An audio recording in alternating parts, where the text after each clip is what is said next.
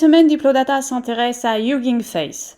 Dans une vidéo précédente, nous avons parlé des Transformers et je terminais cette vidéo en vous indiquant d'aller sur le site Hugging Face, regarder la bibliothèque, la librairie de Transformers de Hugging Face qui est incontournable dans le domaine du NLP. Donc Hugging Face se présente comme The AI Community Building the Future. Alors qu'est-ce que Hugging Face?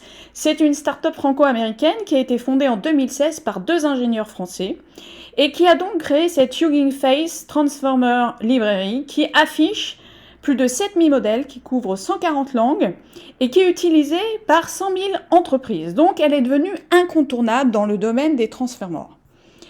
Alors, on va sur le site Hugging Face comme je vous l'avais suggéré et là vous voyez qu'on accède aux différents modèles et on peut les filtrer par différentes tâches de NLP. Donc on a question answering, on a la possibilité de résumer un texte, de faire de la classification, de la traduction.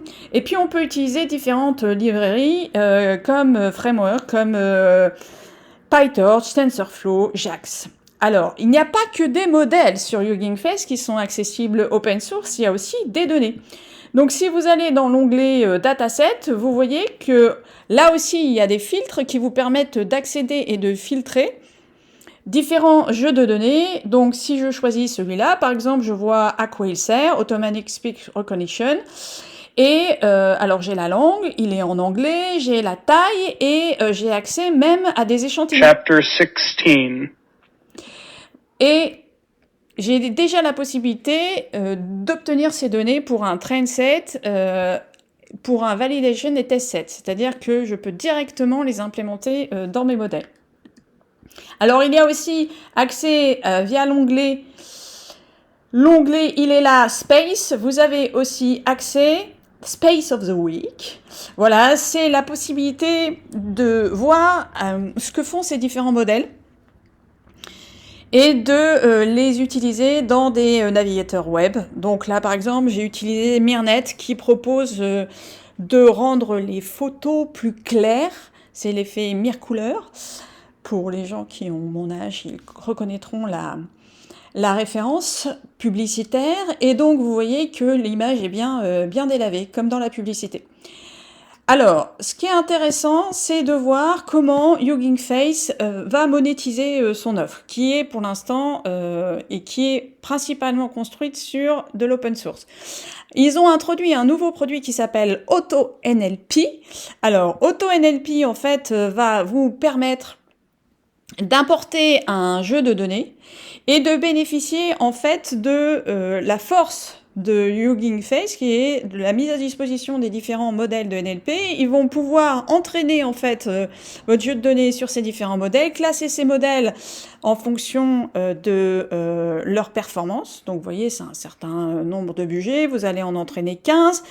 Hugging Face va vous classer ces 15 modèles en fonction de leur performance. Donc vous pouvez accéder aux différents éléments qui vont vous permettre de classer les performances et puis après vous allez pouvoir faire de l'inférence directement sur le site. Voilà, I love this movie, it's amazing. Et là, vous êtes le modèle que vous avez choisi avec ses performances ahurissantes est capable de classer ça de façon correcte. Donc vous pouvez aller sur le site et vous verrez qu'il y a un système d'abonnement qui vous permet de bénéficier en fait de l'auto-NLP. Je vous laisse découvrir le pricing. Alors, ce qui est intéressant, nous allons faire, et nous allons regarder un peu de code, c'est l'utilisation de ce qu'on appelle les pipelines. Pour moi, les pipelines, c'est un peu du Picard surgelé du Transformer. C'est-à-dire que vous allez pouvoir, avec une ligne de code, implémenter et faire directement de l'inférence sur vos propres jeux de données. Alors là, voilà, from Transformer Import Pipeline, je vais créer un classifier, donc pouvoir classifier et effectuer du sentiment analysis sur une phrase. Donc vous voyez en une ligne de code avec pipeline. Alors si vous voulez plus de détails sur pipeline, vous pouvez aller sur leur site et là ils vous expliquent ce que c'est pipeline et ils vous donnent plusieurs exemples de pipeline qui correspondent à des tâches spécifiques de NLP.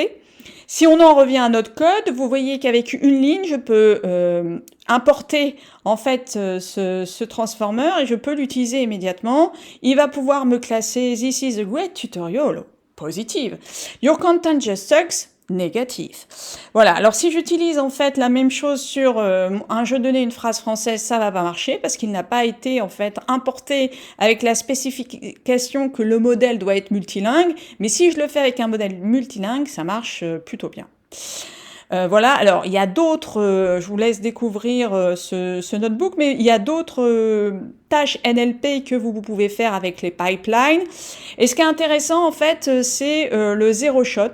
Parce qu'en fait, Hugging Face va vous permettre, alors, soit faire du fine-tuning, c'est-à-dire de réentraîner ces modèles avec des petits jeux de données, c'est ce qu'on verra dans un autre exemple avec Roberta dans 5 minutes, soit vous allez pouvoir, en fait, utiliser ces données sans aucun entraînement. C'est ce qu'on appelle le zero-shot learning.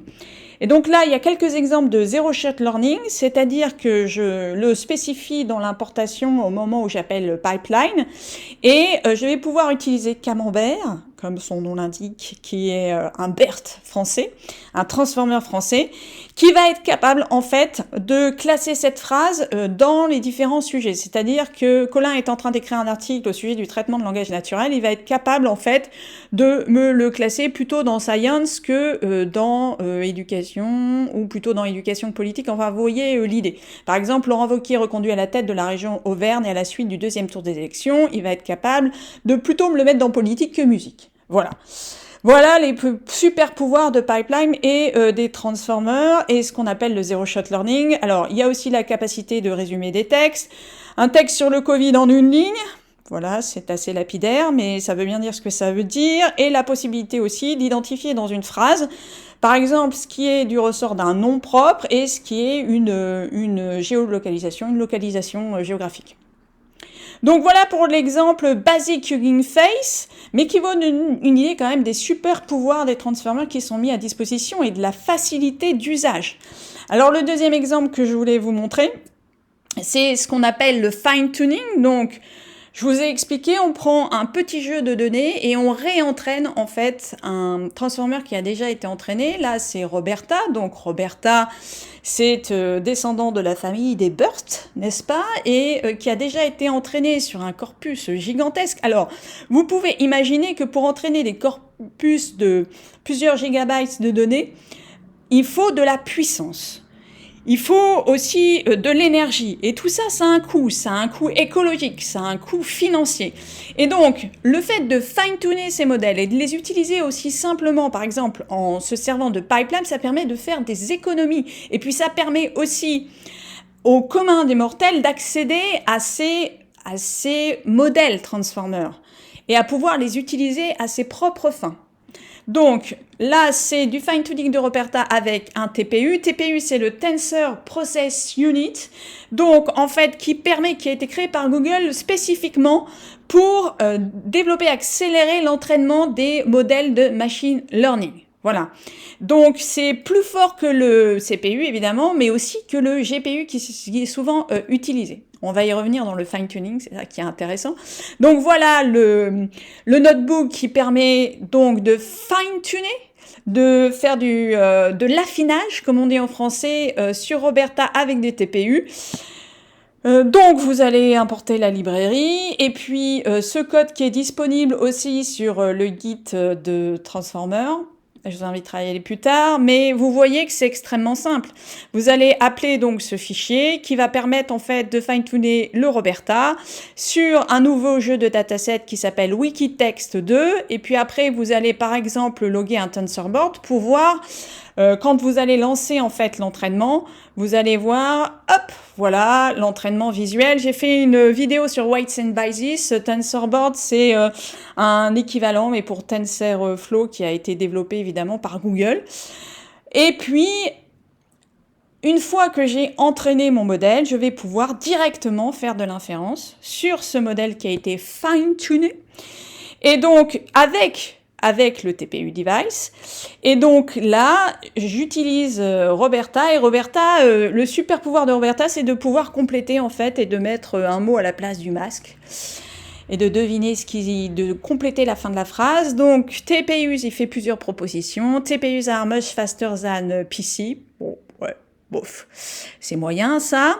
Alors, peut-être que je vais pouvoir avoir quelque chose de mieux. Voilà, celui-là, il est pas mal, là. TPUs are much faster than GPUs. Donc voilà, bon, après, vous voyez comment on peut utiliser et fine-tuner un modèle, un transformer. Je vous ai parlé de Hugging Face Transformer sur GitHub. Allez voir absolument ce GitHub, vous allez avoir accès à l'ensemble des transformers avec le détail de ce qu'ils font. Vous pouvez aussi y accéder directement sur leur site. Je vous invite aussi, si vous voulez rentrer dans le sujet, à aller sur leur site, à suivre ce cours, à la fois pour ceux qui utilisent PyTorch et ceux qui utilisent TensorFlow. Et puis bien sûr, vous avez leur chaîne YouTube avec beaucoup de vidéos qui sont excessivement intéressantes pour entrer dans le domaine. Voilà pour cette vidéo. Tous les liens qui m'ont permis de créer cette vidéo sont dans la description. Bon machine learning!